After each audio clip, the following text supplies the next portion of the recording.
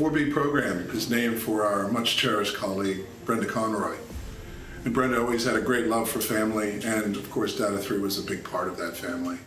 Brenda always had a wish that we would establish an intern program. When Data 3 approached us about the 4B program, we jumped in. We thought it was a great opportunity for us to continue our involvement in developing the next generation of IT capability, but at the same time looking at creating more diversity in our industry. There's been so much great work that's been done to get girls to consider STEM at university, but unfortunately there's still a leaky pipe program. The 4B program is a wonderful initiative which fosters young women into industry. And I think the other great thing is that it really creates a community for these young women.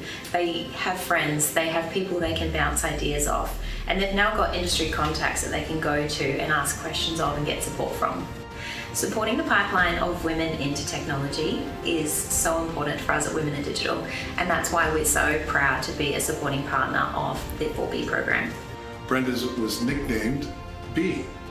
And when we had that opportunity to work with the internship with Women in Digital and Cisco, it was only fitting that we named it in her honor, the 4B program.